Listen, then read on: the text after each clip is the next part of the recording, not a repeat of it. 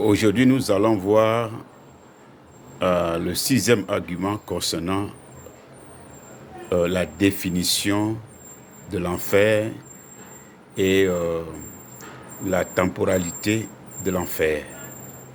C'est-à-dire que nous allons démontrer encore par un passage biblique que l'enfer est temporaire. L'enfer n'est pas du tout éternel. D'accord? Alors, nous allons lire un verset. D'accord? Lisez avec moi plutôt 1 Jean chapitre 2 verset 2 qui dit ceci. Jésus, il est lui-même une victime expiatoire pour nos péchés, non seulement pour les nôtres, mais aussi pour ceux du monde entier. D'accord? Jésus est lui-même une victime expiatoire. C'est-à-dire, il est un sacrifice qui expie, qui ôte nos péchés. Il est notre victime expiatoire. Et l'apôtre Jean qui a écrit ce livre dit que oui, c'est vrai, Jésus est une victime expiatoire pour nos péchés, c'est-à-dire pour nous qui avons déjà cru en lui, mais aussi pour ceux du monde entier.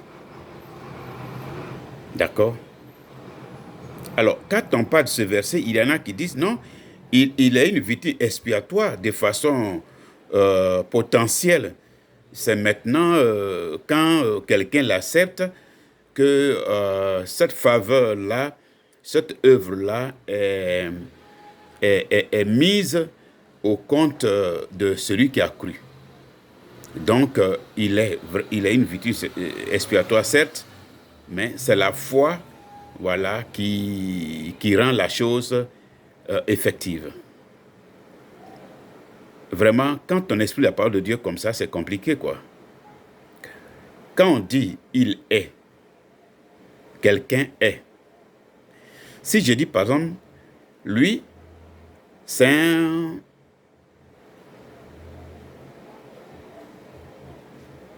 ministre, par exemple, ou bien il est ministre. Quand je dis quelqu'un qu'il est ministre, ça ne veut pas dire qu'il pourrait être un ministre. Ou bien si il remplit une certaine condition, il sera un ministre. C'est pas ce que ça veut dire. Quand on dit quelqu'un est ministre, c'est qu'il est ministre.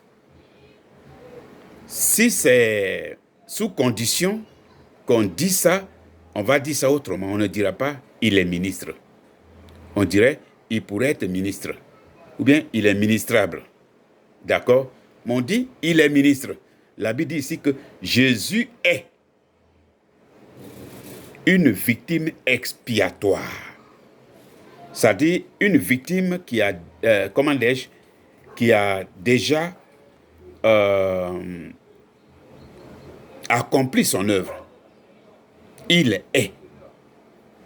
C'est ce qu'il est. Parce que c'est ce qu'il a fait. La Bible parle de l'œuvre accomplie. Ce n'est pas une œuvre sous réserve. Si quelqu'un croit, notre salut est une œuvre uniquement accomplie par Jésus-Christ. La volonté, la foi de qui que ce soit n'intervient en aucun cas. D'accord? En fait, Jésus a payé le prix.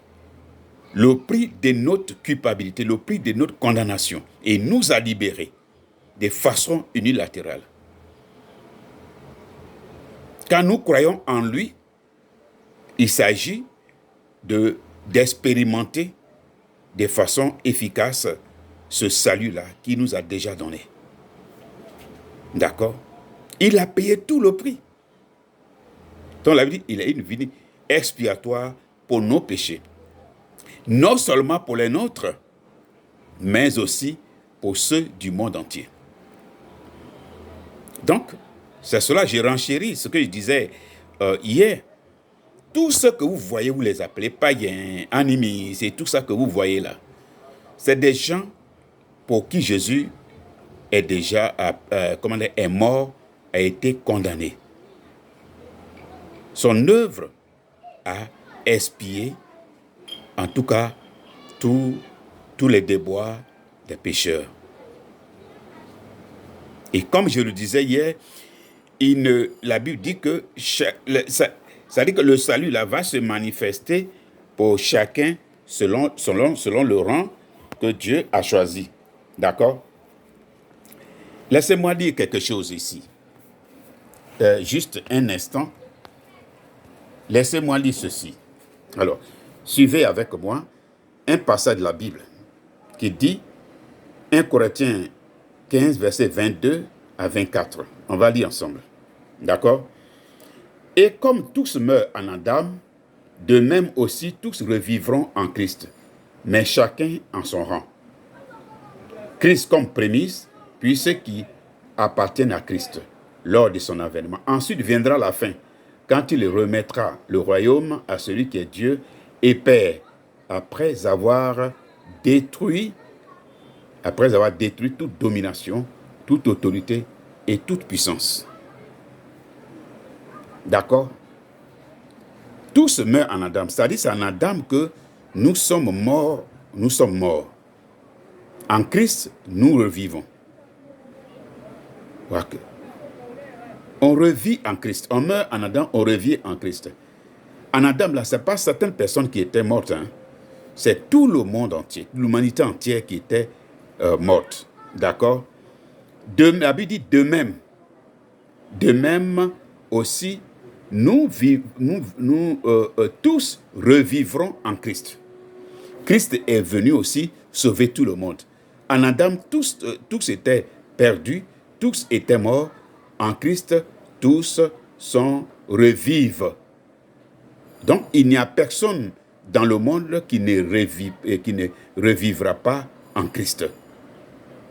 Comme tous sont morts en Adam, aussi tous de façon unilatérale de l'œuvre de Jésus-Christ, tous revivront.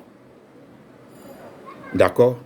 Donc, si quelqu'un vous parle de condamnation éternelle, c'est vraiment très faux. Jésus a payé le prix de la condamnation, même si elle était éternelle. Je veux dire que si elle méritait d'être une condamnation éternelle, Jésus a tout payé. Du coup, la condamnation, l'enfer, le séjour de mort, ce sont des étapes temporaires. D'accord? Mais pas éternelles. C'est l'œuvre de Dieu qui est éternelle. L'œuvre de l'ennemi, l'œuvre du diable, l'œuvre de Satan n'est pas éternelle. Elle est éphémère. L'œuvre de Jésus-Christ est au-dessus de toute œuvre, qu'elle soit humaine, qu'elle soit démoniaque, qu'elle soit satanique, elle est éphémère. D'accord? Tous revivront en Christ. Il n'y aura pas des gens qui vivront en enfer pour toute l'éternité. Merci.